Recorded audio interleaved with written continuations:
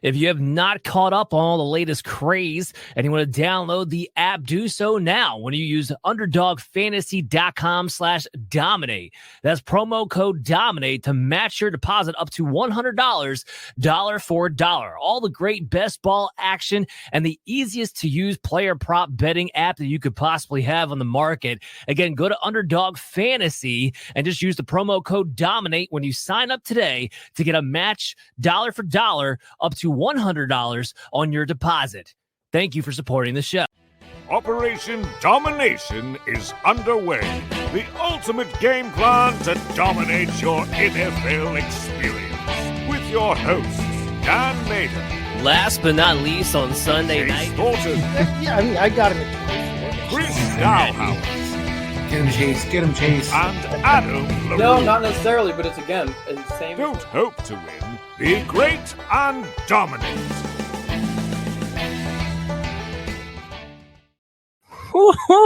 Back again on a Wednesday night for the third episode of Operation Domination. And it's time.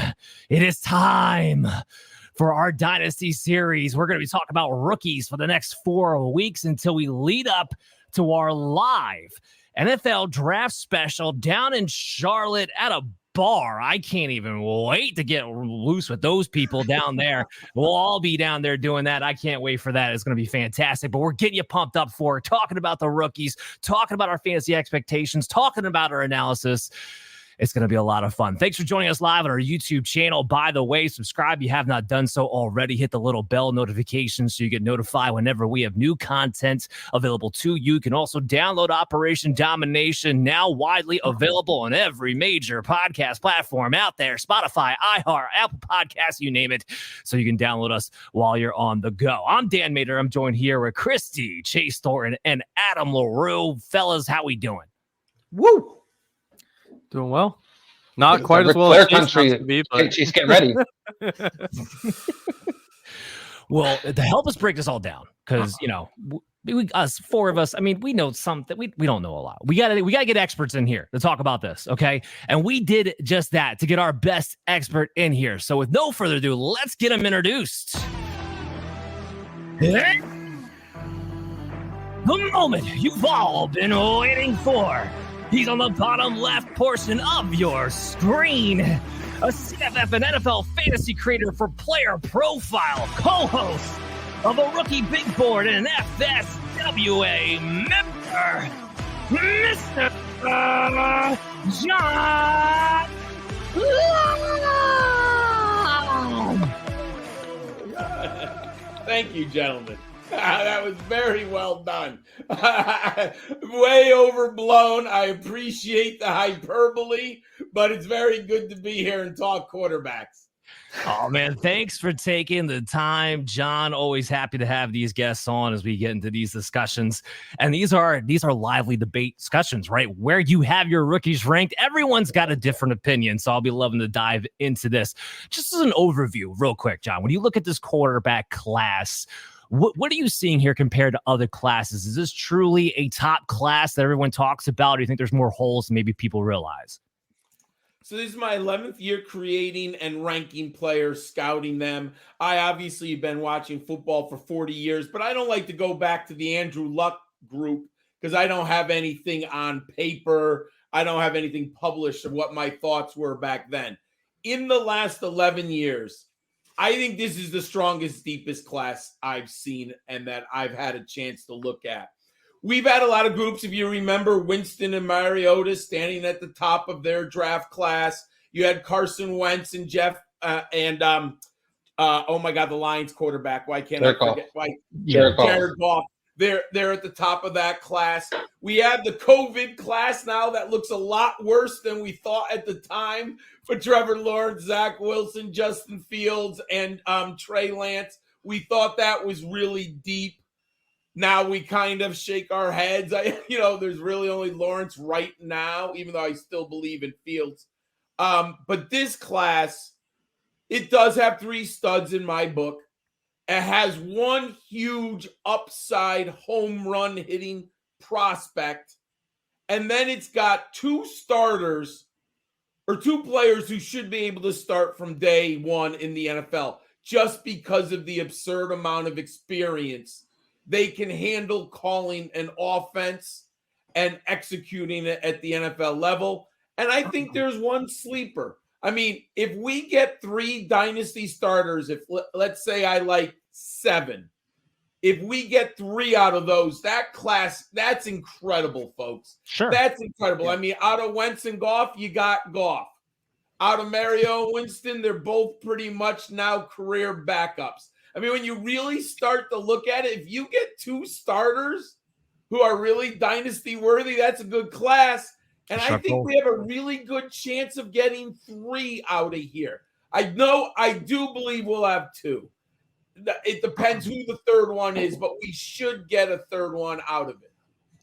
All right. Well, love it. We're going to dive all into it. I'm just speaking of number ones. Let's stick with you real quick, John, because where's Caleb Williams, who's everybody's, I think, consensus number 1 at this point? Where does he stack up to those other previous number ones? What is your take on him heading to Chicago most likely? So right now, if I look at I have my model of the top prospects from 2014 to 23 at the quarterbacks.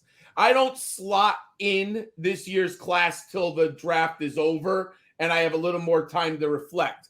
But I'll just give you a hint. Watson, Lawrence, Mahomes are my top 3 of the last 11 years in my model and my scouting report. Stroud, Burrow are 4th and 5th. I personally, if you ask me right now, Mayfield, Tagovailoa, and Kyler Murray are the next 3.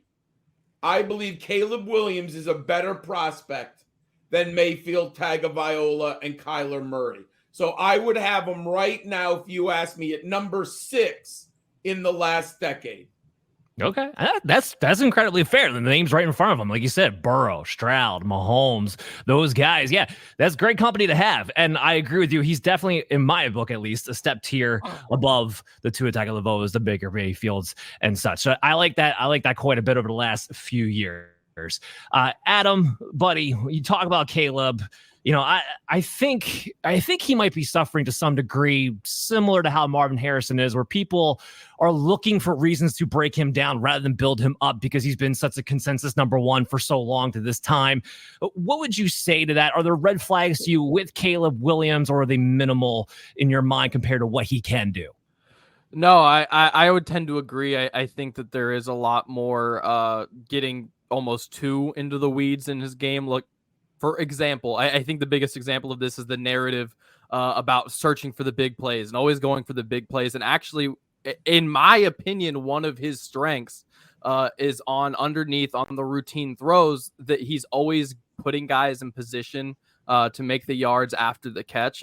He's always giving guys room to keep their momentum, keep going forward. And that's just like a small thing, but I love that he's doing it. And I didn't really see it to that level with anyone else in this class.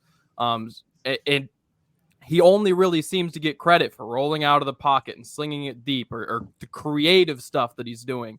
That's just what comes to mind for me initially, as far as one of the things that people are overlooking with him. But I tend to agree that people are just he's been the one for too long. Yeah, it boggles my mind. It tends to happen, and people they need something to come up and talk about. Chase, let's talk about your favorite team. Oh, I'm sorry, that's right, your rival team. Let's talk about what his situation is with Chicago, because in his case, he's probably the only prospect that we know for sure where his landing spot is going to be. So when you look at Chicago, what they've done this offseason, how does that work around Caleb Williams and his fantasy value for anybody who has a 101 in a Superflex Dynasty League right now? Oh, yeah, no, I've said it in the last couple of weeks. I'll say it again. Unfortunately, I really like what Chicago is doing in terms of trying to surround him with talent. They're doing and actually pulling off what Carolina, I think, thought they were doing last year with Bryce Young, trying to bring in guys around him that would be experienced and could actually play some football for him. He's stepping into a much better situation than Justin Fields ever was stepping into in terms of a core. In fact, he's stepping into a better situation than just about any Chicago quarterback in history has stepped into. Let's be honest here. He's going to have DJ Moore and Keenan Allen to throw to on the outsides. I mean, the two of the most dynamic receivers fantasy or otherwise, that we've seen here in the last 10 years or so. He's going to have Cole Kmet, a nice young up and coming tight end that can grow with him. They stacked their backfield now between Roschon Johnson, DeAndre Swift. They still have Khalil Herbert around there if he sticks around. They've really done a good job of surrounding him with talent. They've done a good job of trying to build up their offensive line, which just 2-3 years ago was a major weakness. They were one of the worst offensive lines in the game just a couple of years ago. I really like the way that they've done that. Plus, they're strong on defense, so you know that he's not necessarily going to have to go out there all the time and score 35 points to try and win some football games. I think they've done a good job of trying to set themselves up to take that young quarterback.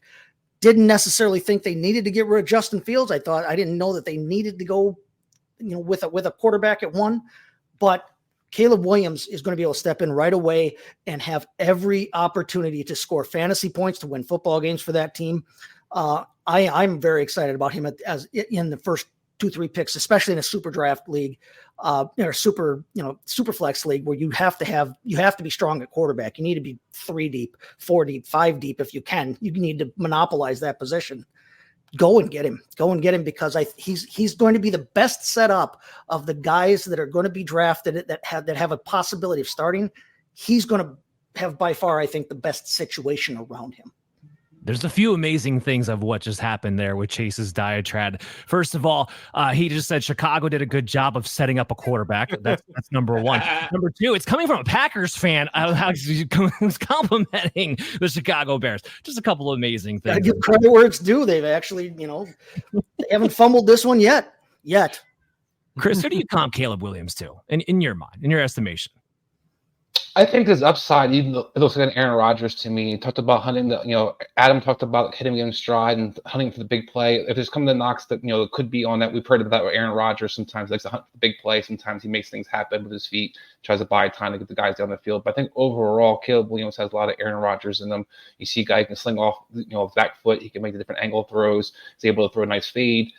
He's able to kind of, create, like I said earlier. So for me, that's the kind of guy. I heard a lot of Patrick Mahomes comparisons. Let's stop with all that. Patrick Mahomes had a cannon. Caleb Williams has a good arm. So I think to me, Aaron Rodgers is the comp I'd go with. That's exactly the comp I have too. So we're in complete agreement here. And really the only thing I'm going to add to this conversation, gentlemen, is that I think, especially for those who are out there trying to make a critique that always trying to make the big play, Adam, you alluded to that. Can we give this man credit where credit is due as well? Because his junior year, where he had one first-round caliber NFL type wide receiver, right, and Jordan Addison, not much else outside of that. USC's not been a very talented team over the past couple of seasons. He only had one. He goes for 42 touchdowns and 4,500 yards. The following year, last year, 2023, yes, he's got Brendan Rice, who maybe goes day 2. I think that's a bit of a question mark. I don't think it should be, but I think it is a bit of a question mark right now when you're trying to evaluate where these guys are going to go. And outside of that, you have maybe Marshawn Lloyd is a late day 2, early day 3 pick. Terrible offensive line, terrible defense, putting in shootout situations all the time. The guy had to be Superman for USC to do anything. Can we give some credit where credit is due? That's all. 93 touchdowns in 3 years as a starter to 14 interceptions. The guy averages 30 and 5. Not even 5, 30 and 5 though. And his completion percentage got better all 3 years he was a starter. And you're going to nitpick him because he likes to go out there and try and, make a play every once in a while. Where's the line? Does the supporting cast matter? Does the supporting cast not matter? There's a quarterback we're going to talk about later who had one hell of a supporting cast, and he's living off the dividends of that. But with the other guys, like another guy we're about to mention here in Drake May, doesn't have a great supporting cast this final year, and all of a sudden we have everybody looking for Crow. Speaking of Drake May, let's move on. Go ahead, Chris. I was going to say real quick, Dan, also, USC's defense was terrible. So there's a reason Caleb Williams was hunting for that big play. Right. Yeah. He had to keep scoring every game. This is where context matters and understanding what you're watching. USC's defense was historically awful. What does that do? That puts your young stud quarterback. He has to play hero ball. Why he tried to go big play? They're down by 10, third quarter. He doesn't want to give up on the season. They still had Pac-10 hopes when they were were they 6-2? And they had games with Oregon and Washington. Now they got whacked, both of them. And we saw how good Oregon and Washington was, but he played hero ball. Look, you got to watch. This is just my opinion. You've got to watch both years of tape. You've got to see what he looked like in 2022 when the Trojans played for the Pac-10 championship. Now they got destroyed by Utah. And then Lincoln Riley did him no favors with one of the worst defenses of all time. The receiving core fell apart and the offensive line was not very good. So there are some reasons why people have these criticisms, which I take them loosely when I put it into context. Yeah, I tend to agree. And I think Drake May, who's been mostly the consensus number 2, was in a very similar situation. John, 2 questions on that, though. Is Drake May your number 2? And then with him, what do you take out of Drake May? Drake May is my number 2. And I think when I do rankings, I have my model, I have my film study. They both matter to me. And then and this is somewhat subjective, and I'll admit that, but you have to project. And I learned this from my mistake with Josh Allen. The model did not like Josh Allen. I was worried about playing at the group of 5, playing Wyoming. He had a really bad senior season after a really good. If you watch Josh Allen, his junior season, similar to Caleb's. His junior season was really impressive. And then he came back and you're like, I don't know. So I think I had him number 4 in the rankings. And if you told me he was going to be the top 2 quarterbacks, I would say, I don't think so. I was in the realm of possibilities. So what did that teach me? I have to project what a young player could look like with competent coaching in a good offensive scheme that highlights his skill set. What I see with Drake May on film is a prototypical NFL pocket thrower, yet he has the ability with his legs to gain first downs, which is invaluable now in today's NFL.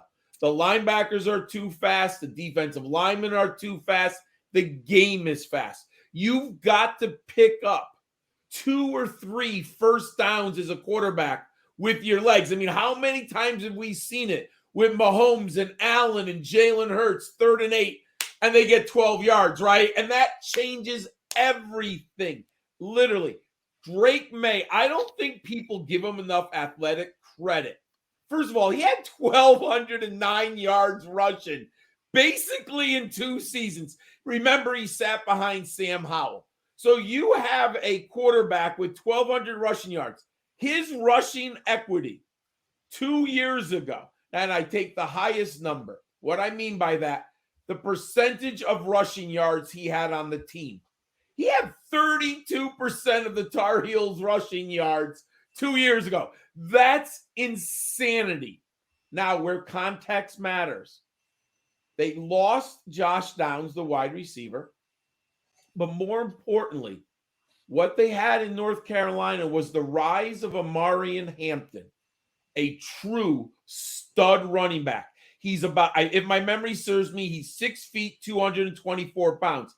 He just absolutely destroyed opponents. I think he had over 1,500 yards rushing and some silly 20 touchdowns. Drake May and the coaching staff realized we got to get the ball into Hampton's hands. When you have a light box, guess what North Carolina did? Give the ball to Hampton. When they were in the 4th quarter, what did they give? Give the ball to Hampton. Now, we all know. Who do you want to get hit at the goal line? Your 225-pound running back or your 223-pound quarterback? When you have a stud, so his numbers don't look as good, they didn't have a great receiver this year. I mean, you're going to go talk about wide receivers. Devontae Walker didn't play the first 4 games. You'll discuss all that. Brian Nesbitt, the tight end, he went back to the league. He's all right. He's an interesting Devy prospect, but he's not a game-breaking tight end yet at the college level. What I like about Drake May, you project him with rational coaching, a good scheme that uses his arm deep. He has a good deep ball. You allow him to run when he needs to. You might even do a few designed runs on 3rd and 2 or, goal line, depending on who your backs are. The young man has played 26 games. I think he would benefit from a year on the bench, but I don't think that's going to happen. I think they're going to throw him right away. I do think he could spend that Patrick Mahomes, Carson Palmer, basically Jalen Hurts season on the bench, but I think he's going to play. What I see is a big, strong young man who can take the pounding. And I'll say this, I was never a Daniel Jones guy. I was very low on Daniel Jones and Mitch Trubisky. Drake May is everything that people thought Mitch Trubisky and Daniel Jones were. I was very low on Jones and very low on Trubisky. I had Jones or Trubisky behind Watson and Mahomes, which obviously worked out. And I thought the Giants were insane for taking Daniels. But I like Drake May. He's better than those two prospects. Loved everything you just broke down there. Couldn't agree with it more. I'm just going to bolster your point with this. I love quarterbacks who can go deep and also not turn over the ball. 12th in turnover worthy rate and 2nd in deep passing yards in 2023. So I just want to bolster with that because here's the question. You kind of laid it out. Projecting him with a competent coaching staff, with a competent offense. Now, after Caleb Williams, we don't know exactly where these guys are going to go necessarily. So, Adam, I'm going to ask you this question. Drake May, let's say the NFL doesn't suffer from complete insanity and he actually goes number 2 to the Washington Commanders. Or should I say the Washington Commanders don't suffer complete insanity because we know that can happen at any given moment, even with the new ownership, apparently. What would your estimation be if he does go there, works with Cliff Kingsbury, and the weapons they have in place? I think it'd be great because I think they've got receivers who can win deep, and that's exactly what he needs. I mean, that would be a system that's going to throw the ball quite a bit, and he's got receivers that can win deep. They'd need to figure out things in the offensive line a little bit better. I mean, we saw how beat up, speaking of North Carolina quarterback, Sam Howell was last year, so there's clearly work to be done, and certainly part of that was on Sam Howell, but part of it was on the offensive line. And they would need to improve there. But outside of that, man, like skill position is set up really well for him to thrive. I mean, he's worked with the bruiser before. I think you can do it with what they have in the backfield now. Don't forget Austin Eckler on 3rd down. Yeah, they just signed Austin Eckler too. That's going to be huge for whoever is there. Right. So I think he would be in a good position as long as they can kind of figure out an offensive line that's not going to get him killed. Although I liked his pocket presence, so I think he can handle it to a degree. He's better than Sam Howell in the pocket. There's much better than Sam Howell, but that's not the craziest bar. To the point that John was making, to the point that John made about him sitting for a year, though, that would be my point. If he goes to Washington, I would hope they could find some way to sit him for a year or two. That wouldn't happen. I know, but that's my point, though, is that I think he could really benefit from a year of solid quarterback coaching and a year of solid just learning and not having to get thrown to the fire, especially like Adam just said, behind that offensive line. It's one of the worst in the whole game. I mean, they've got a ton of weapons for him, but he's kind of got a little bit of a big looping. I mean, when you're 6'4" and your arm's longer than I am tall, you're going to have a little bit longer release. I get that, but he doesn't throw like a catcher. He throws like a pitcher, right? And it takes a while, and his footwork isn't always all that consistent, and it kind of wonks him up in the pocket a little bit sometimes. And if he's always under pressure, learning the game at the pro speed like that, I'm worried about him. I'm worried about his development in year one. I wish he could go somewhere where he could sit for a year or two, get that Jordan Love treatment, maybe not have to wait that long, but then be able to be ready to play the pro game when he steps onto the field and not have to be learning on the fly. See, I think Drake May is ready to go. But Chris, I want to get to your thoughts here on Drake May. Yeah, I think he's ready to go, Dan. I hear you what you're saying, Chase, and I think there's some concerns about, does he have enough starts? What you saw last year, is it something going to carry over? I saw a guy when we talked about with John, had no offensive line, has Mac Brown as his head coach who loves to run the ball if he gets a choice, had no real receivers for most of the season to throw to. When he got his best receiver back, his statistics definitely jumped, especially when his receiver got in shape. So you saw that correlation when he had a target he could actually use. He was very effective. He basically checks the line. I think he understands the game. I think he's a gym rat. Johnny talked a lot about Josh Allen, and I think for myself and Adam, I talked about this before about quarterbacks. It's not only about projecting their talent. Sometimes guys love to do that. It's projecting the work ethic. How hungry is this guy? How much work are you going to put? Josh Allen put a hell of a lot of work into his footwork, Yes, he did. a hell of a lot of work into all the things that he's done.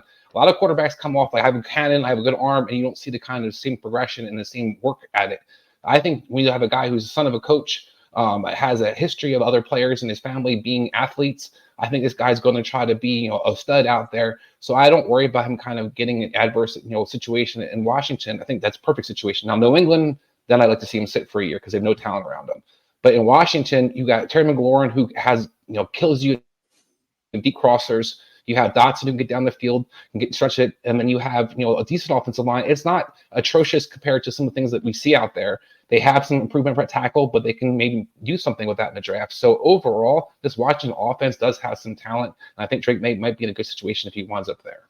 They also brought in Zach Ertz, and Cliff Kingsbury will actually use Zach Ertz. He's the one who brought him into Arizona down there. No, So, I don't yeah. care about Zachers, Mr. Catch ball 4 You yards. need a tight end. You need a tight end, and you need that outlet. He's going to need that outlet. He's going to have Eckler and Ertz. I like that. I like that for outlets. No, I get what you're saying there. Chris, you kind of just brought up the point, that last point I'm going to make on the Drake May discussion, which is what if it is New England, right? Because he has the deep ball acumen that we all like to see for fantasy points. He has the rushing over 1,200 yards, and I know he had 16 touchdowns combined over the last 2 seasons rushing over there in North Carolina. So he can get it done with your legs. He can get it done through the air. That is the perfect combination of what we're looking for from a fantasy standpoint, which is why he's hands down my number 2 quarterback. And I think from a fantasy standpoint, it's almost a 1A, 1B situation in my estimation with him and Caleb Williams if he winds up in Washington where they already have weapons. Anybody who goes to New England, I don't care who you are, I'm sorry, you're probably going to be moving down my board a little bit in those rookie drafts. Even you, Drake May, might fall to number 3, maybe even number 4, because you want to talk a team that is not set up for anybody to succeed right away. It's Scott Van Pelt as the OC, who we know he just likes to run the ball first. I have never in my life seen him develop a quarterback ever.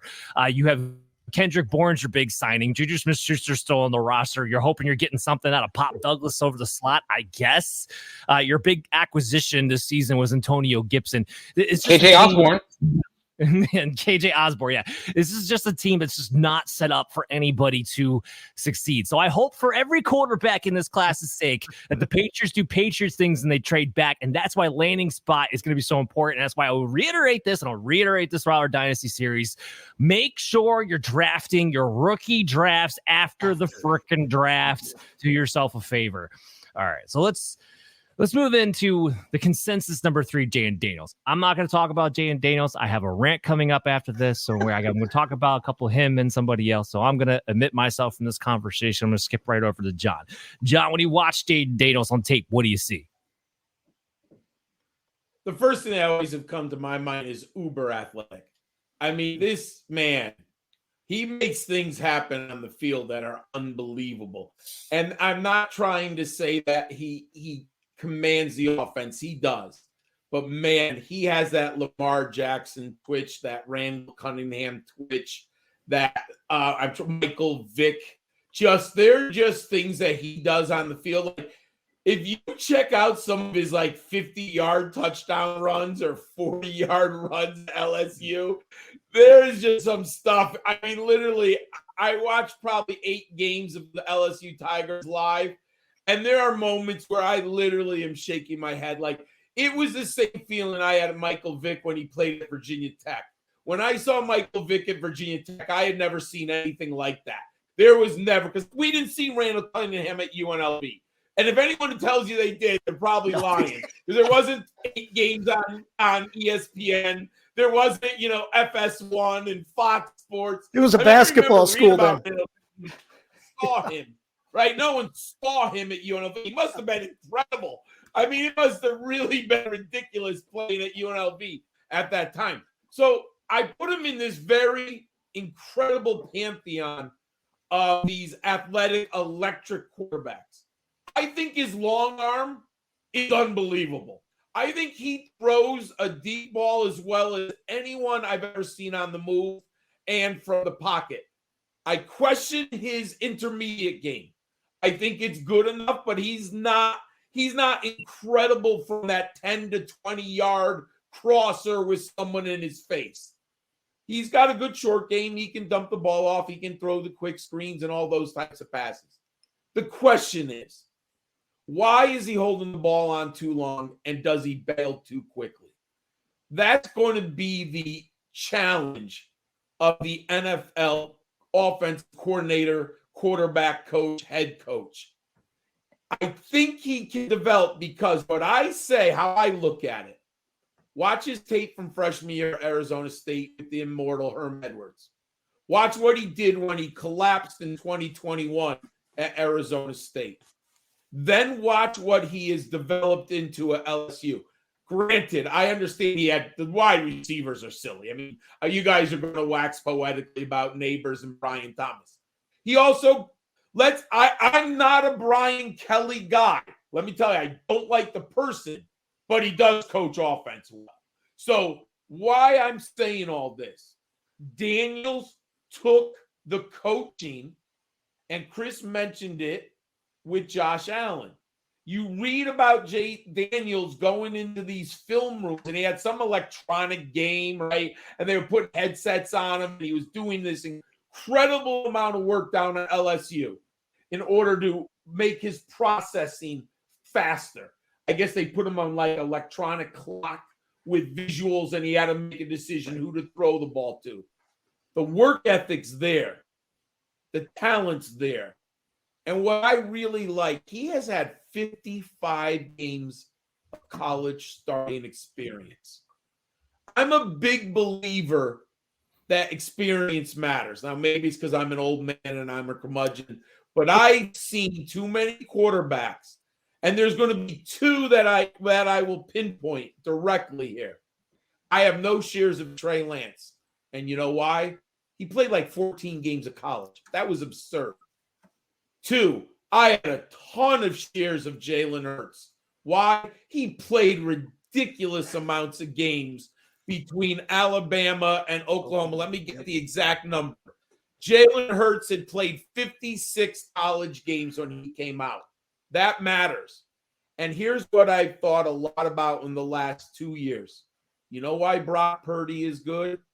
It is the system and the coaching staff and the people around him. But let's give Purdy credit. He played a crap load of football at Iowa State, and he could handle an offense. And what I mean by that, getting in and out of the huddle, learning something. When the coach brings you, they got the iPads or whatever they got, right? The tablets. He can look at the tablet. He can see the defense. He can process the information, and he can go out there quickly and adjust the next time he has the ball. And you know where that comes from? Experience. Brock Purdy succeeded because he had enough experience to divest the playbook and how to play offense. I'm convinced of it. Experience matters. Jaden Daniels. Now, I'm going to cut off Dan. Please don't drop him in New England. Oh, my God, it is a disaster. If they put Jaden Daniels in New England, he literally will go out there with worse receivers than he had in college. And that is just a disaster written all over it. Yeah, New England is the black hole for anybody out there. That's 100%. That's a black hole. Just a black hole. Adam, looking at Jaden Daniels, what do you think, man? I gotta admit, I like him as well. I went in just admitting it, knowing my personal biases, that I didn't think he was going to be my favorite prospect. Look, he's thin, he's frail. In my first initial glance, he reminded me a lot of Mariota in both good and bad ways.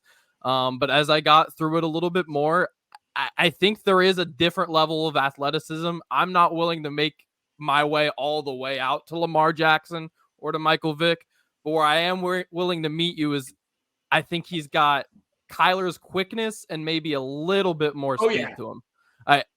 I think he really excels with the quickness, kind of the micro shifting. He can make guys miss that way, and that's what I really liked. And look, I think he does the routine things really well. And while I didn't always love his creativity as a passer, the same way we talk about Drake May and the same way we talk about Caleb Williams, I don't know how much that's going to matter for him, because what I think he does is he doesn't make He's not the best decision maker in the world. He could still use being a quicker decision maker, but he doesn't make the nuclear bad decisions.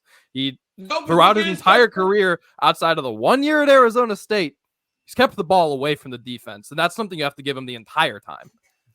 Look at his touchdown interception ratio, 89 to 20. He's right there. He's had to develop in other areas, but that's one he's always had. So yes, that's that. When things go wrong, he resorts to the legs, and you got to give him that. And the legs are good enough for you to get away with doing that. And I agree. I think the intermediate game could use some work. I think he could potentially go to be a more creative passer deep. I think when he just sticks in the pocket and throws it deep, he's got a very accurate ball. He's not always looking to use it all the time when you would kind of like for him to use a little bit more. But I think he's very capable. I was impressed with him, I'll be honest. Okay. So Chase, when you're looking at him amongst the fantasy quarterbacks, you're going into your rookie drafts, you're thinking to yourself, obviously we don't know landing spot yet, but you're looking at the upside of Daniels, who can run and throw, with Caleb, with Drake, both have mobility, not on a Jayden Daniels level. Where's your top three there between those three? Where would you have him ranked at? I have Jayden number 2 for fantasy purposes here, right here, because I love the fact that he can run. I mean, Jayden Daniels, listen, regardless of the position he played, if Jayden Daniels was a cornerback, if Jayden Daniels was a wide receiver, if Jayden Daniels was a safety, he would still be considered an elite athlete. This dude just, they don't come like him. They don't run like him. I watch Big Ten football, so he looks like he's running at warp speed no matter what. But I mean, like John said, go watch some of these runs where he takes off and no one touches him. No one touches him past the logo. It's ridiculous. I was surprised, kind of like Adam was, how much I liked him in the pocket. He's a very comfortable pocket passer, and I love that. And his deep ball is beautiful when he can just stand there and toss it all day long. And yes, he had the right guys to be able to throw that too. He had a bunch of All-American wide receivers. Let's be honest, but they weren't all like super strict route runners or anything like that. I mean, they were just good enough. They were better than a lot of the people they played against, so they didn't have to worry about that. He gets to the league where dudes are hitting their spots. He's going to be something. Yeah, he's a little spindly. He's 6'4", he's 210. But you know what? There are only like 3 quarterbacks in his whole draft class. One of them we already talked about, Drake May. One of them we'll talk about, I think, a little bit later because one of you guys likes him. Nobody in this class is really prototypical quarterback size except for Drake May. And Jayden Daniels is 6'4". He's 210, but if he could put some weight on, he has that 6'4". He has that 6'4" height. You can't put the height on. He could put a few more pounds on. And I think he got better as the year went on about trying to protect himself and not take so many of those big hits. I really, really like Jayden Daniels from a dynasty standpoint. I will be thrilled to get him with the 1-2 if it falls. I have 21 dynasty teams and they're all super flex.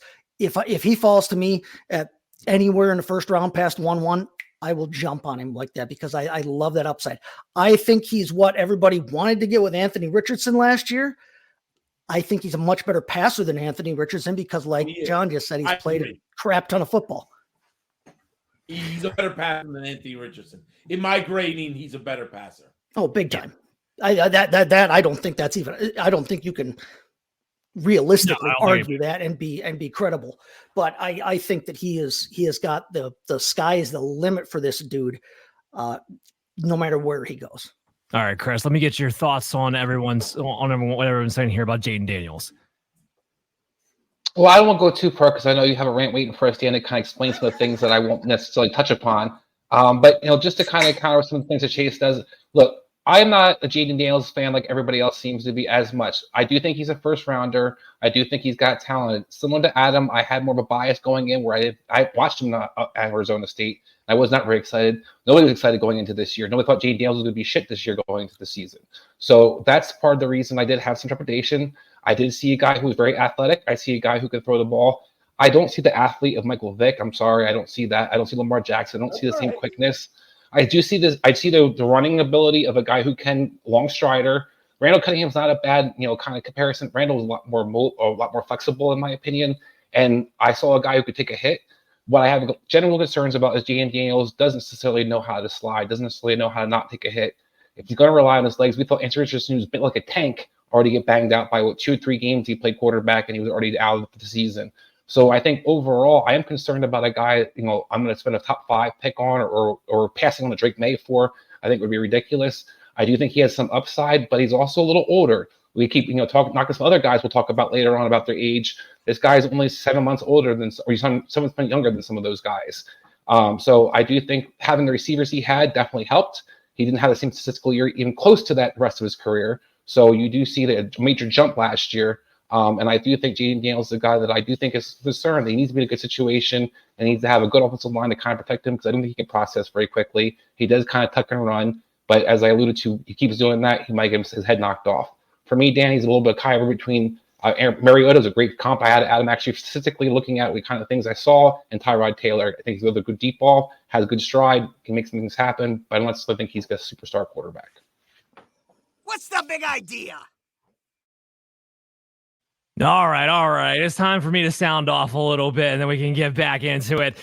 Look, this isn't going, I'm going to preface this. This isn't a conversation that I'm saying Jaden Daniels sucks. This is a conversation I'm saying there needs to be a conversation. I am tired of people telling me left and right that there is a set top 3 and no one else belongs in it. And in fact, the whole debate only begins at quarterback 4, and people are talking about J.D. McCarthy, which that needs to be a whole other rant that I have to get to later on. I said that has to be a whole separate thing right there. The fact that Michael Penix isn't the conversation for third best quarterback, and this isn't just from an NFL draft standpoint, this is also from a fantasy standpoint. We have 2 years of great production out of Michael Penix compared to 1 out of Jaden Daniels. Both guys, by the way, who have played a ton of college. Yes, Michael Penix is 24. Jaden Daniels only 6 months younger at 23. And by the way, Daniels 1 year, it wasn't like he was just gifted Brian Kelly. It wasn't just gifted Malik Neighbors and Brian Thomas. He had both those guys, that coach and Kayshon Boutte, in his junior year, and he didn't do jack squat. So was it that he all of a sudden got good, or was it that he's 23 and now playing a man amongst boys in a falling SEC ultimately? Here's another thing that's making me go crazy. All these people are talking out of two phases of their mouth, right? Because you have the people who love Jaden Daniels, but then also harp on the fact that the pressure, specifically pressure to sack ratio, but handling pressure in general, is one of the biggest correlations you could possibly have to having success as a quarterback at the NFL level. And yet Jaden Daniels in this department is the worst one of these top 6 quarterbacks when it comes to pressure to sack ratio, just 20.2% just in 2023. So he doesn't handle pressure well. He holds on to the ball too long. He is a one read and bail type of quarterback. Meanwhile, the guy that we're all shunning, the guy that we're talking about falling into the second round, is not part of the top 3, maybe not even part of the top 4 conversation now, if you listen to a lot of media out there. Michael Penix, who's by far the best quarterback of this class when it comes to handling pressure, 8% sack to ratio in 2023, and second best time to throw amongst the top 6 quarterbacks. He does make good decisions. He does have answers. He's had 2 years of great production. From a fantasy standpoint, yes. Jaden Daniels' mobility, he has the ability to throw the ball deep, and he's got the ability to run. So yes, from a fantasy standpoint, he should be exciting. I get it. But the other problem, especially we're talking about dynasty, is long-term. And what I don't like when I see on film is a guy who consistently doesn't get out the boundary, doesn't slide, and uses his thin, small frame to take on big linebackers and safeties for absolutely no reason whatsoever. The amount of hard hits I saw this guy take made me actually physically cringe while watching the tape here. And if you want to tell me you believe he actually his playing weight is 210, that he weighed in at the combine, then I'm going to say you must be the same person who actually believes Bryce Young's 204 when he's playing in week 1. Because I'm here to tell you he ain't. Okay, no college in their right mind makes their guy in their measurements when you're going in the pre-game weigh 25 less pounds than what he actually is when he's playing. LSU lists him at 185. You're telling me he's 210 when he goes to play a game? Please, give me a break. Okay, so I'm not buying that. And now, yes, you want to tell me Michael Penix, he had the ACL history. That's 2 years removed now. And you're talking about a guy who's a pure pocket passer. So at least his risk is minimalized in his style of play, unlike Jaden Daniels, who I frankly don't believe is long for this league if he continues the way he was playing before. So that's why, for me, Michael Penix is not just my number 3 NFL prospect, but he's also my number 3 dynasty prospect, too. What's the big idea?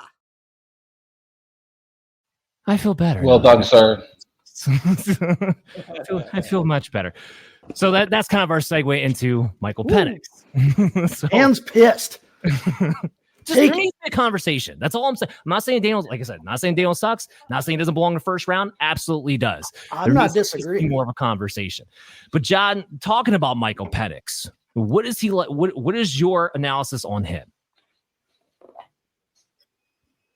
So I don't know if this is bizarre, but I think I'm now below consensus. I have him at number 6, and he seems to be steaming up rankings from what, this is just from the Xverse.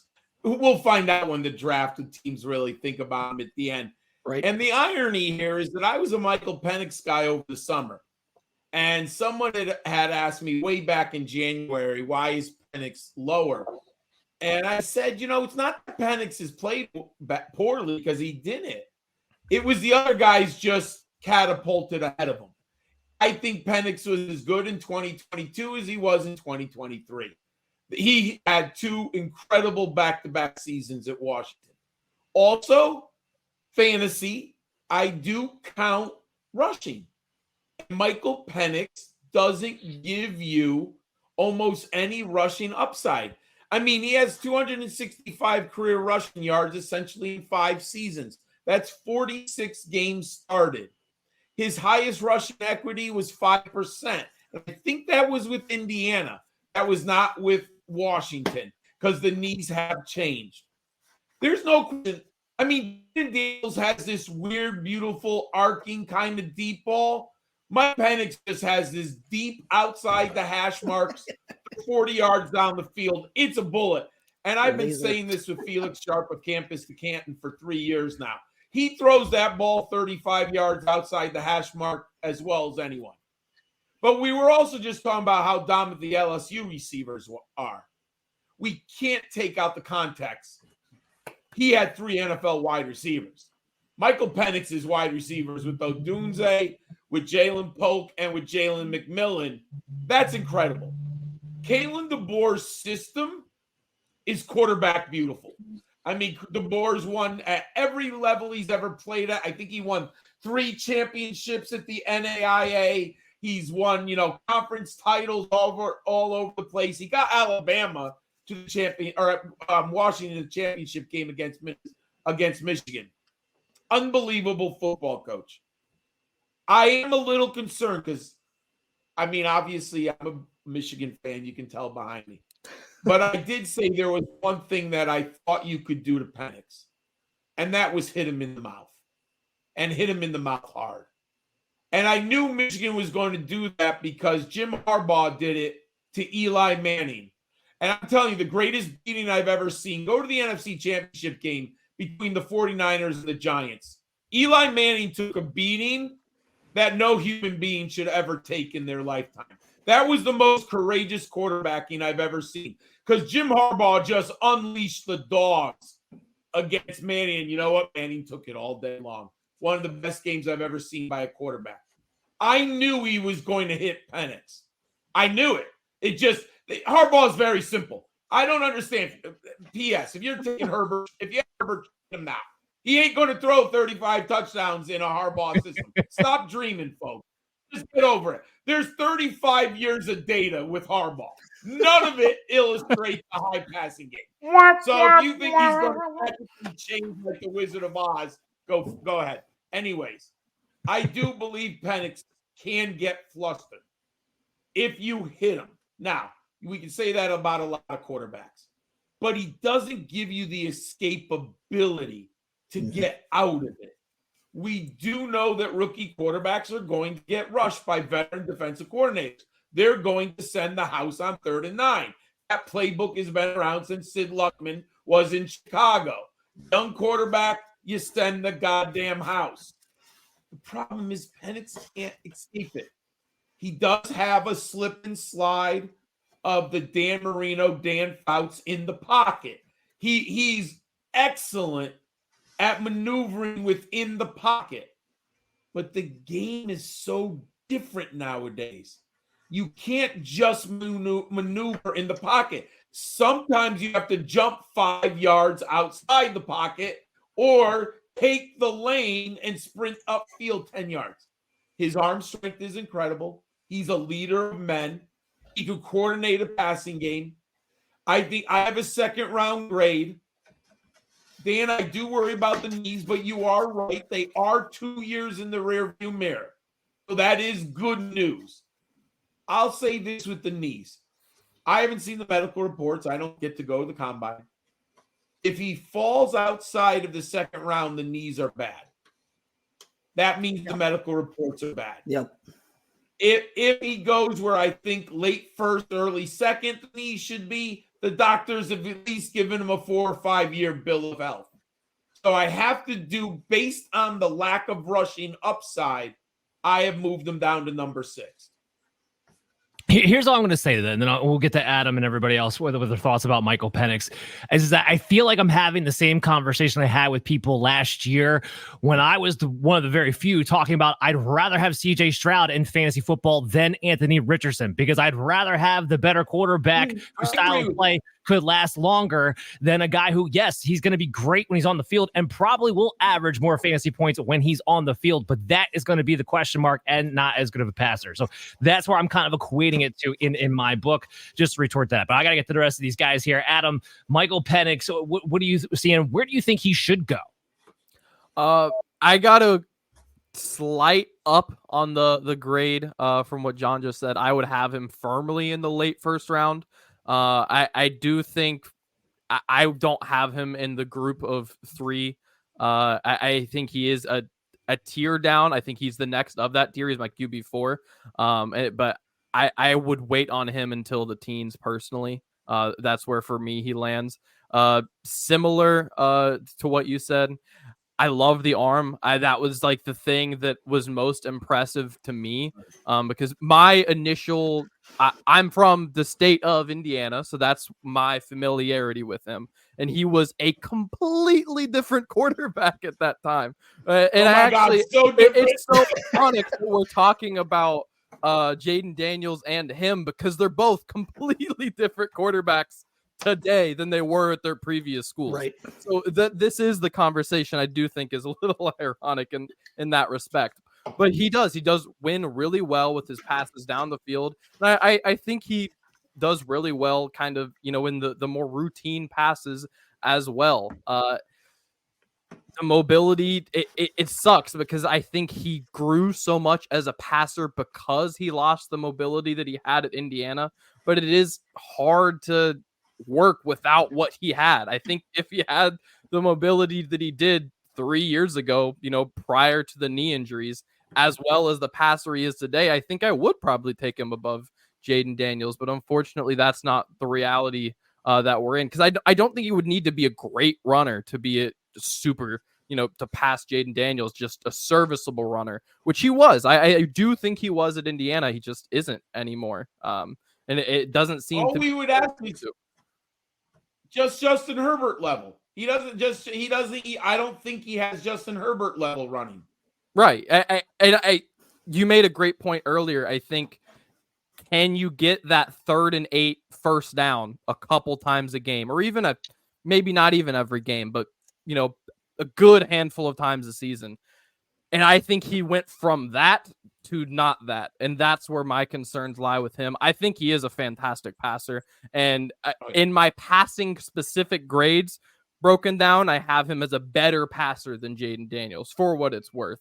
It's just between the medical and between that and the mobility that the gap is kind of made. I do think he's the better passer for what it's worth.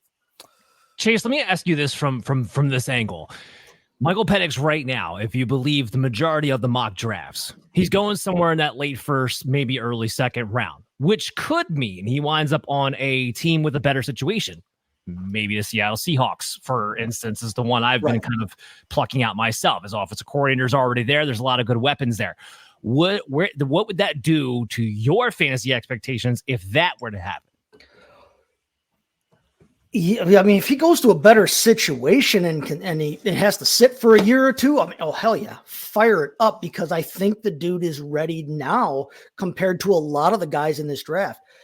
Michael Penix, when I watched film for all these guys, of the 8 guys I deem relevant to the conversation here, Michael Penix was literally the only one where I wished I could have watched him more.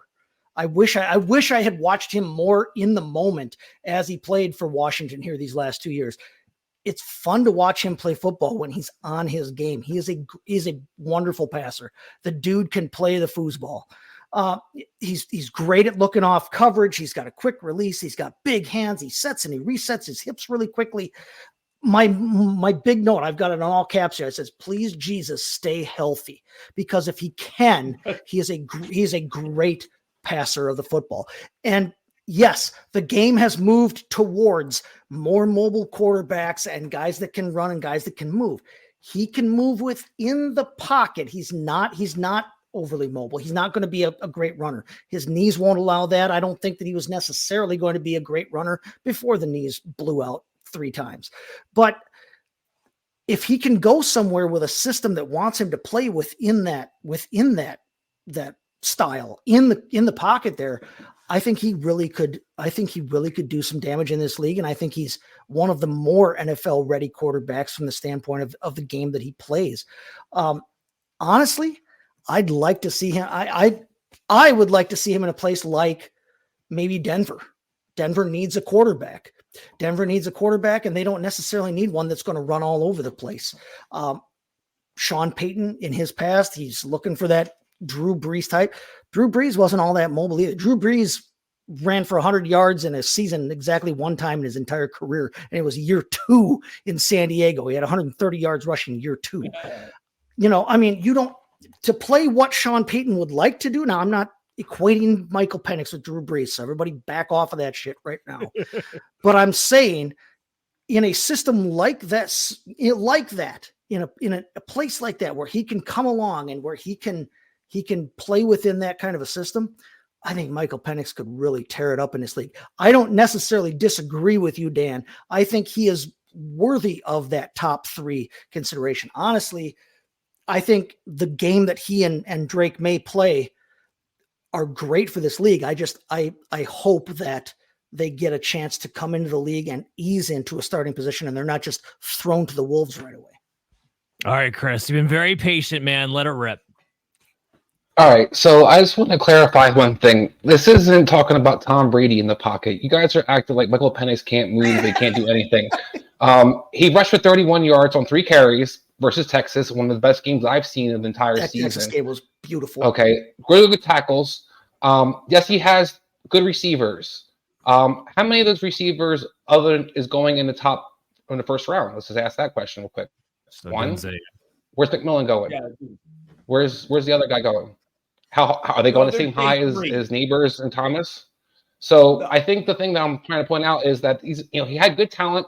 He has hopefully NFL talent receivers around him in the NFL, so that would help. In New England, of course. New England. And I also think you have a guy who, when we look at it, Dan, everybody keeps talking about mobility, but has one of the lowest sack percentages, I believe, per drop back, and dropped back more than any of the other quarterbacks in this draft did by far. Has a good player on the offensive line, not necessarily a good offensive line in general for Washington.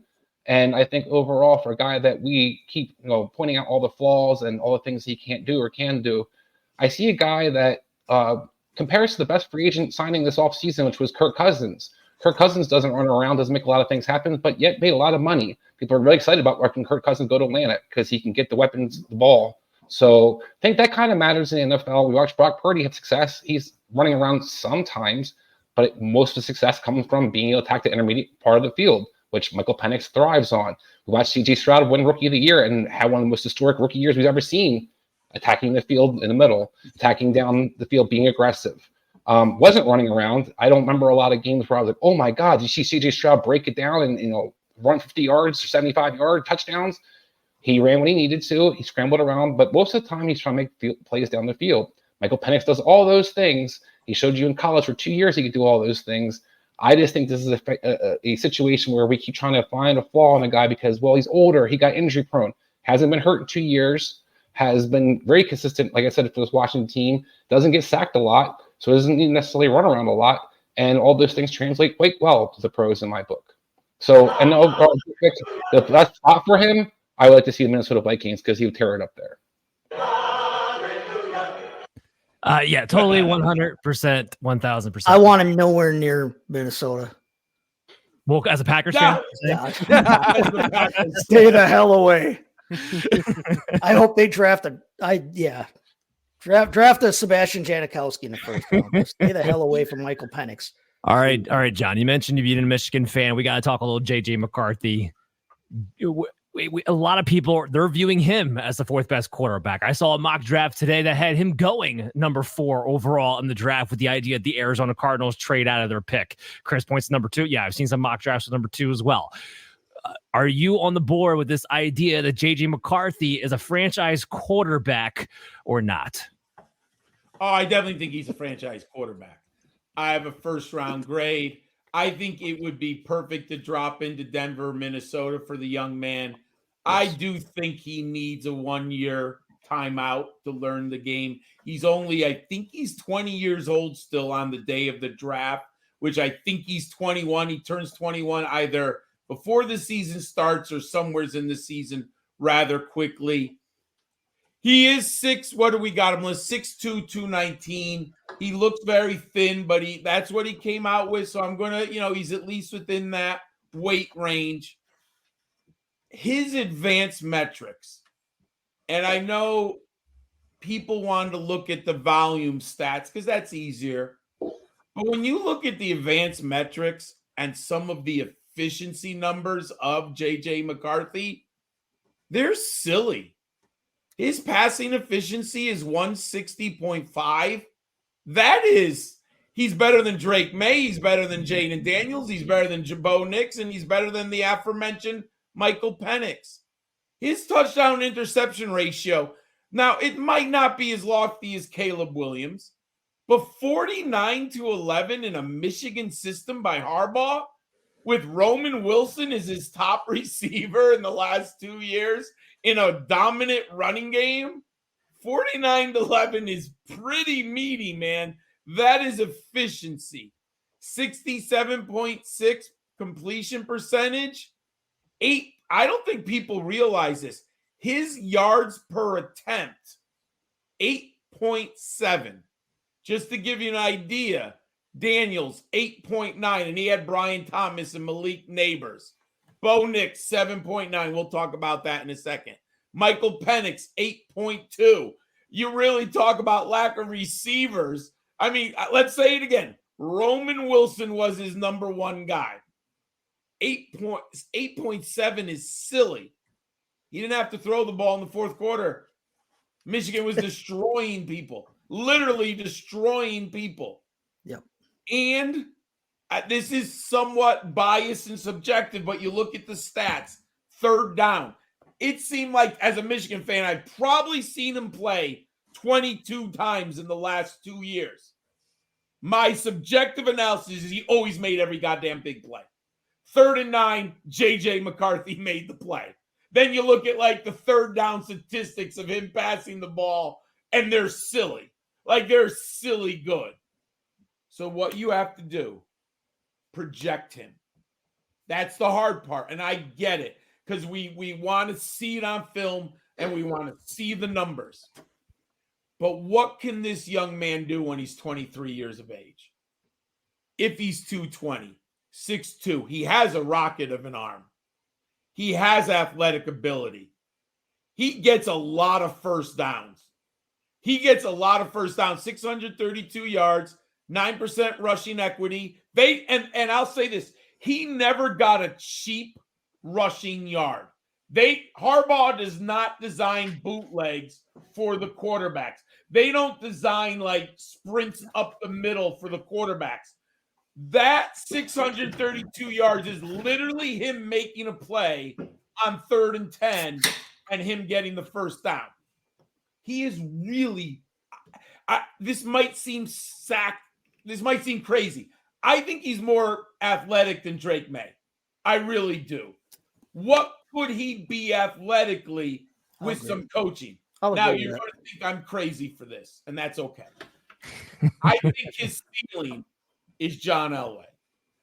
If everything comes together, he is John Elway. And here's what I see on with the arm strength.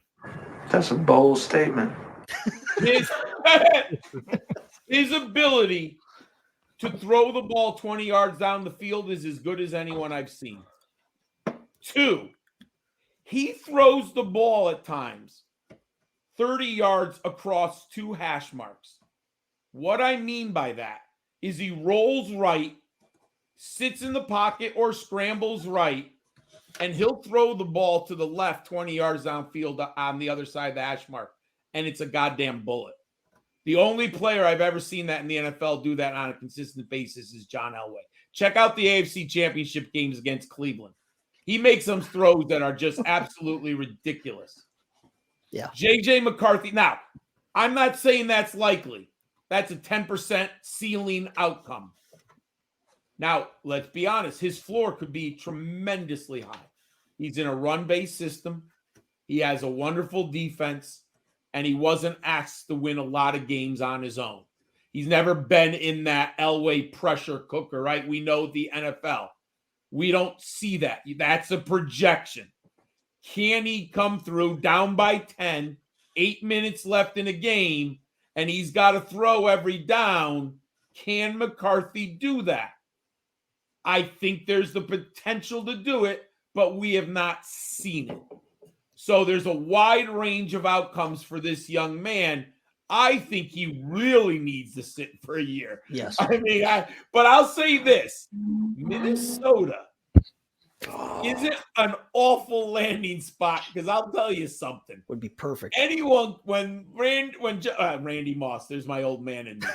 When Justin Jefferson throws the ball up, his hand up in the air and says, "I'm open," JJ, just get me the ball. Like if you're going to talk about landing spot on turf in a dome, that's a pretty nice spot to land in with Minnesota and a good offense and a good coach.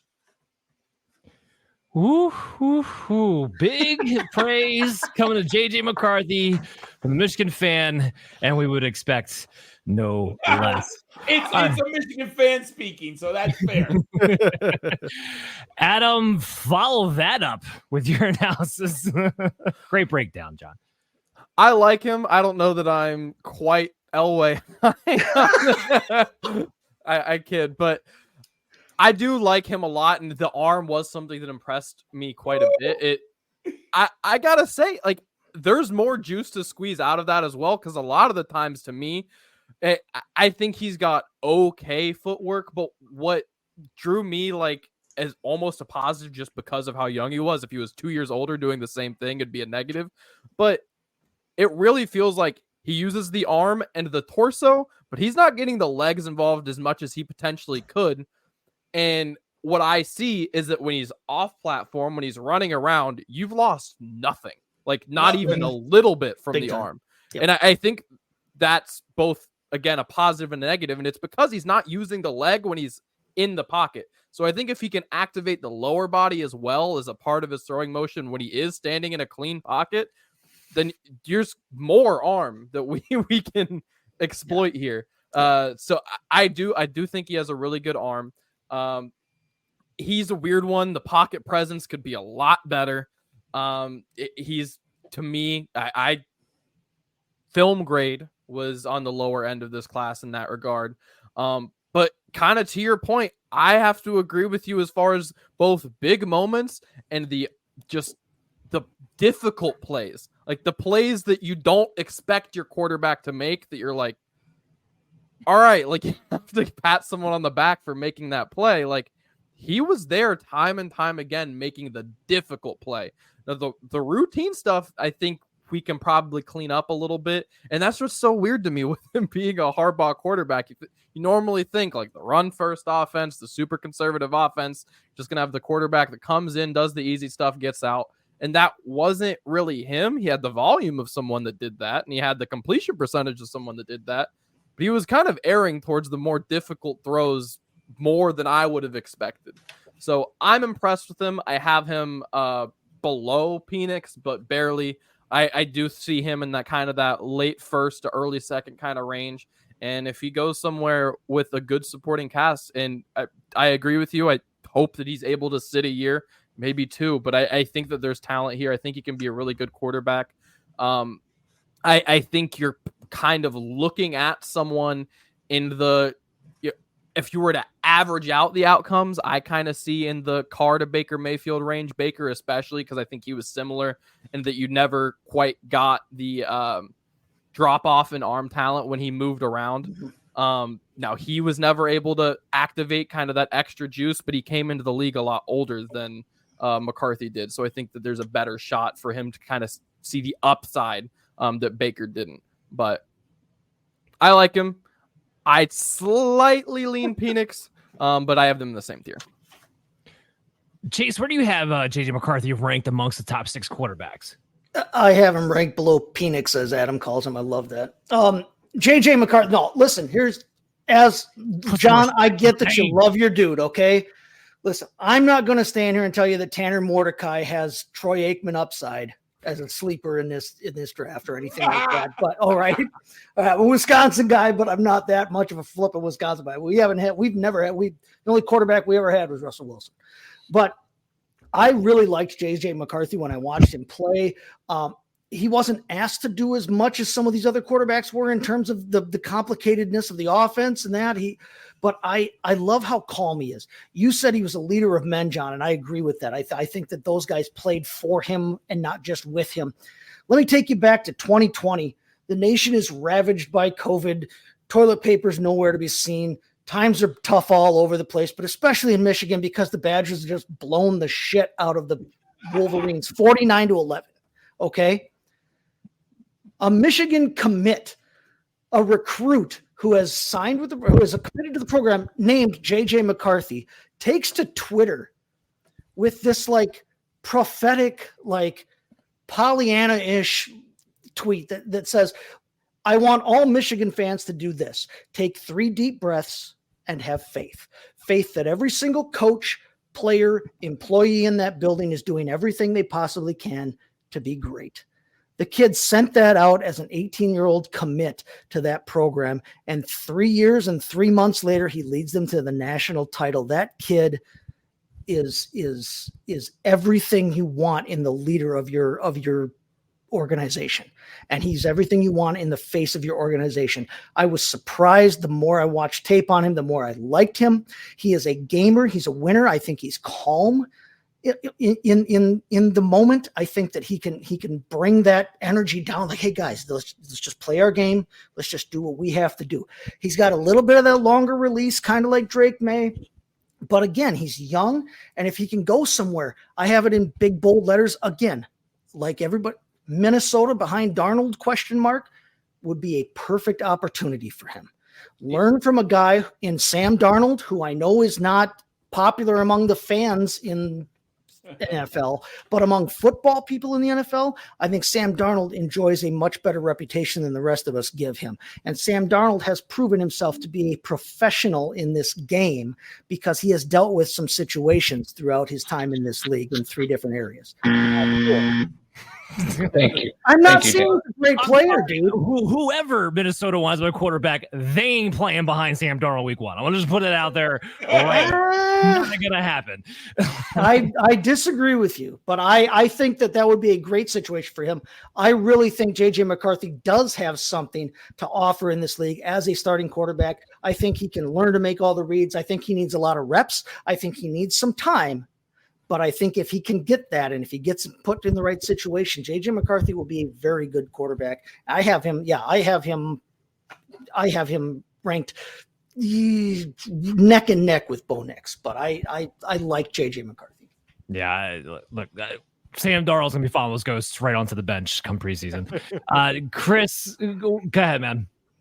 All right. First of all, I think he is Sam Darnold. So let's just establish that. That's a talent I see. That's what I see with my eyes. That's the vision of Sam Darnold in college. Number two, this incredible athlete had the same amount of rushing touchdowns Michael Penix had last year.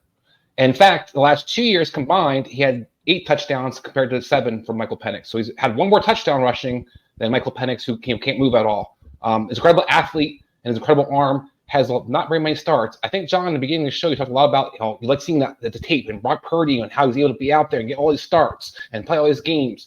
Keep talking about J.J. McCarthy's a winner, but he's 27-1 as a starter. So he's got some games. He's been winning, but how much has he actually played a part in all those victories? 22 touchdowns this year, 22 touchdowns the previous year, 4 or 5 interceptions. You get what you get. That's not bad.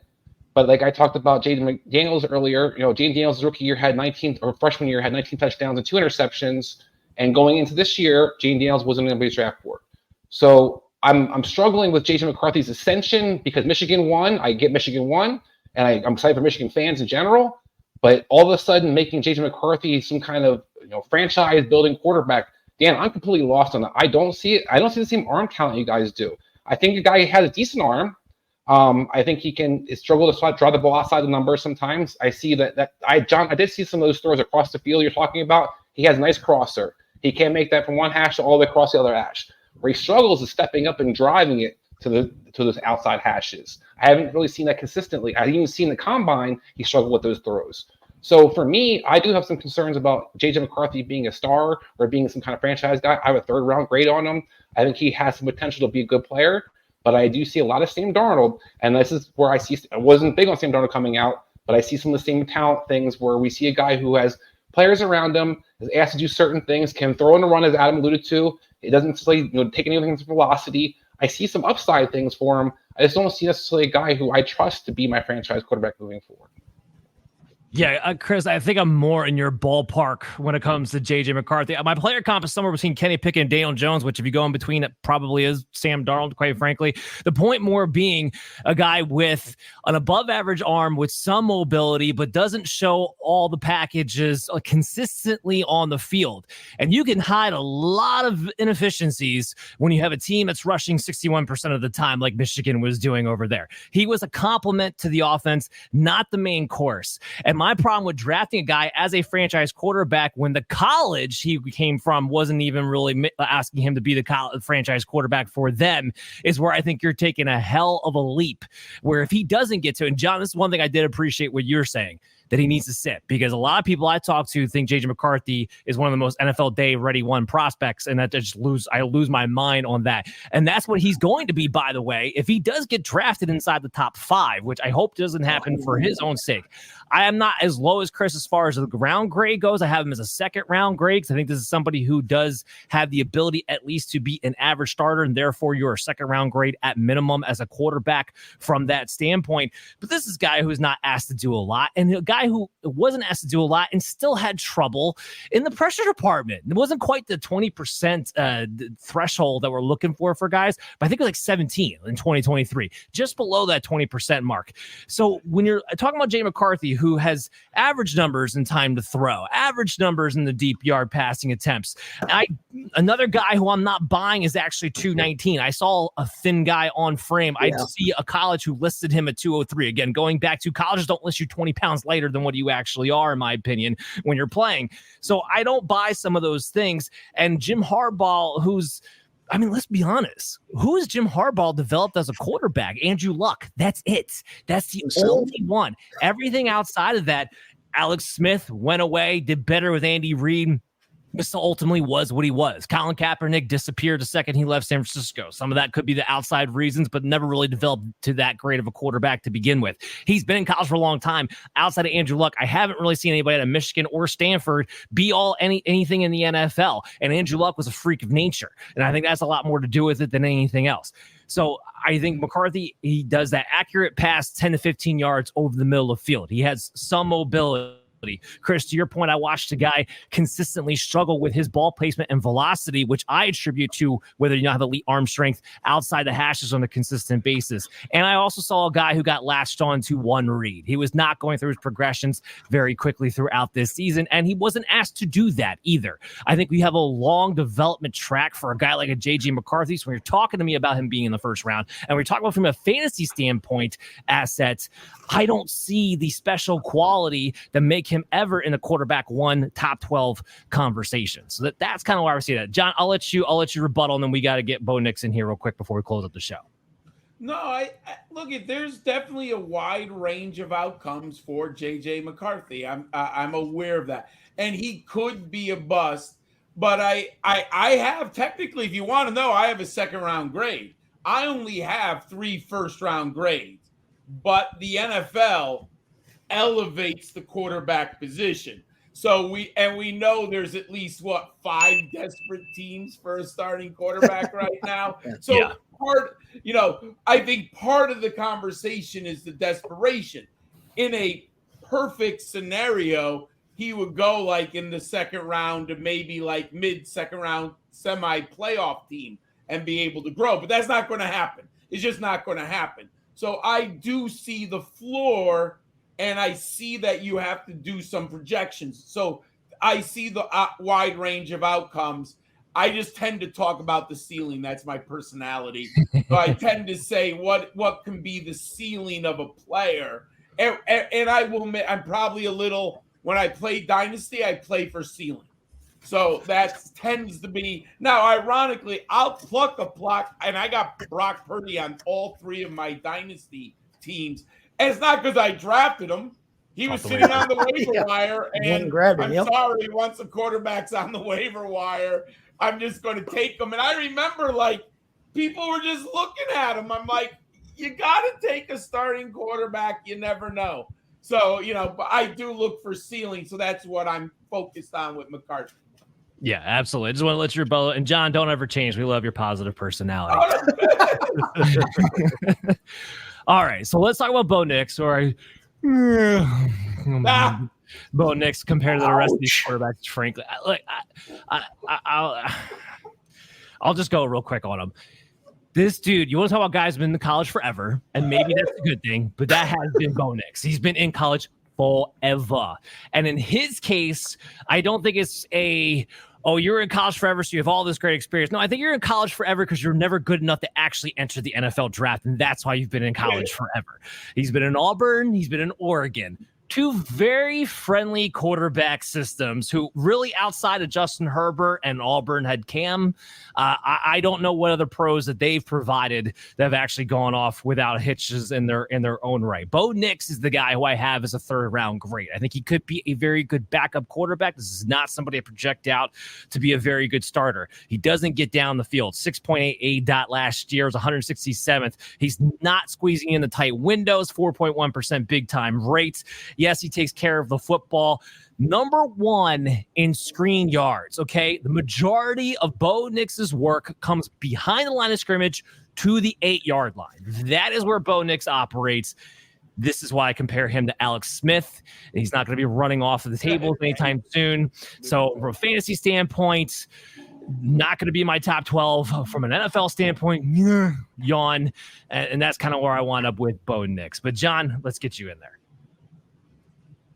I like the Alex Smith comparison because I think about that the same thing. How many times did we watch Alex Smith with Kansas City or with San Francisco, and you kind of feel like, let the ball rip, and he just says, nah, I'm going to chuck it down to my back out of the backfield. Like, I call it the chutzpah.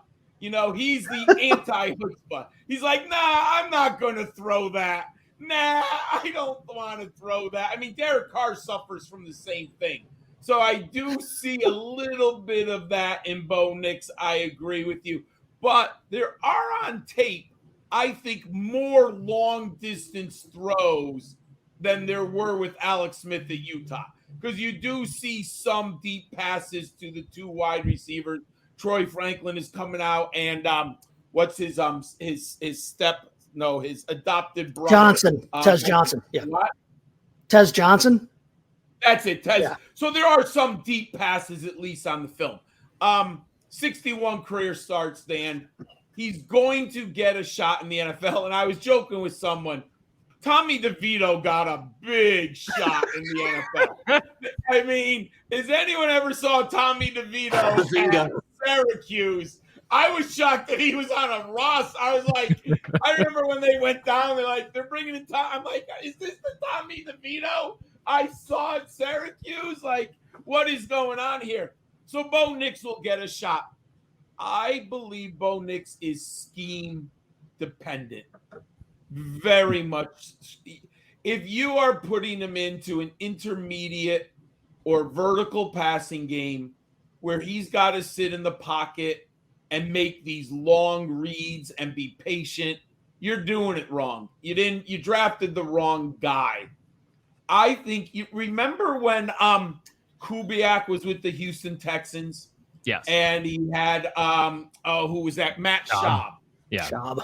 I think Bo Nix in a Kubiak system where he uses his legs, and what I mean, not by running, I mean moving out of the pocket, rolling out, throwing a lot of those Kubiak quick. Remember how the Broncos used to use Demaryius Thomas on that quick screen, and he would take it 40 yards downfield?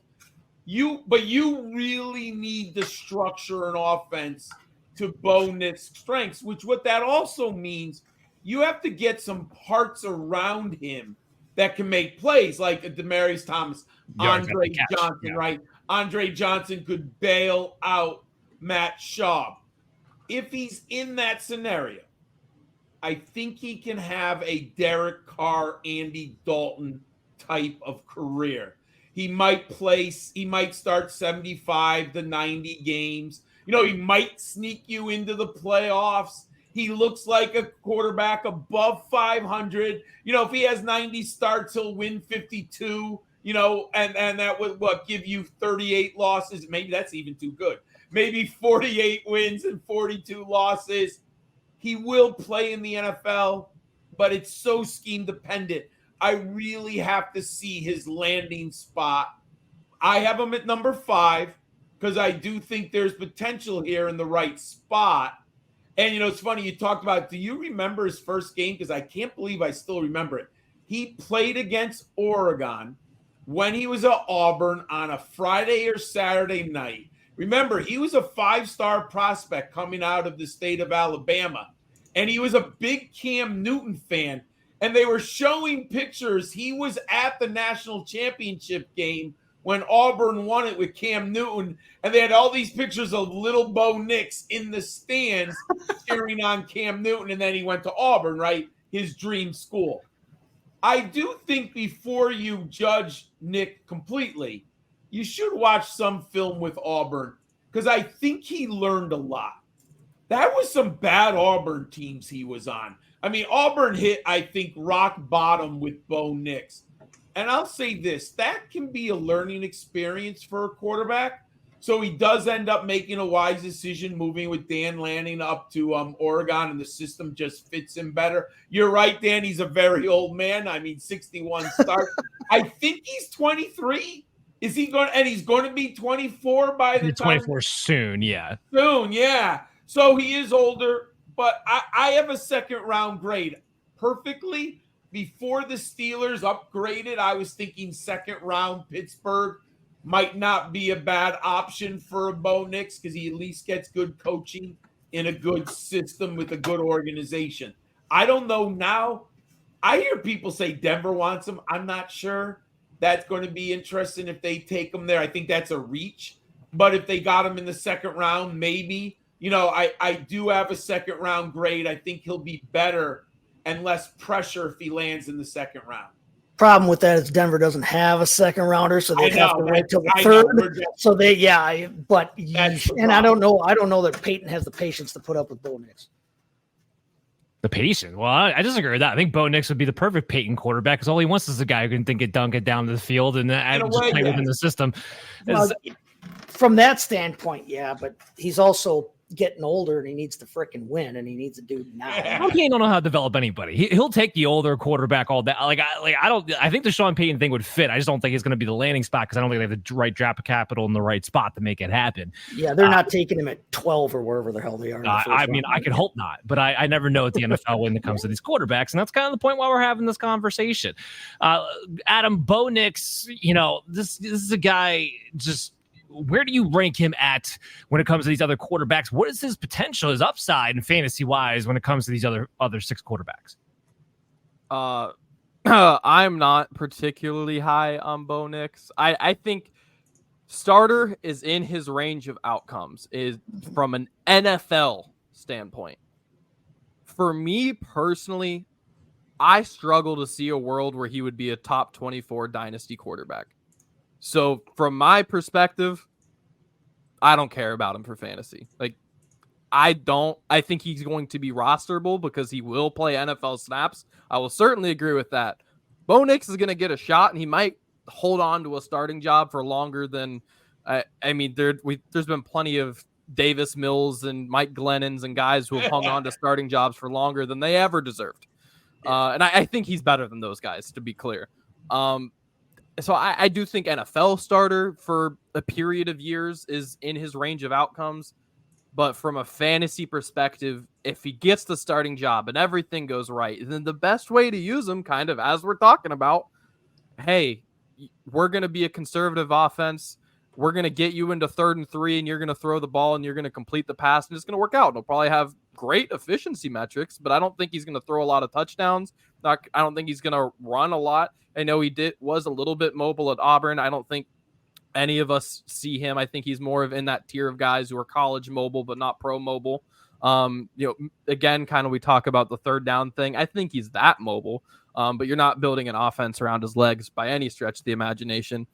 I think he does, the things in structure really well. I thought the opposite about him as I did when I talked earlier about Caleb Williams, where you're putting your guys in positions to get good runs after the catch.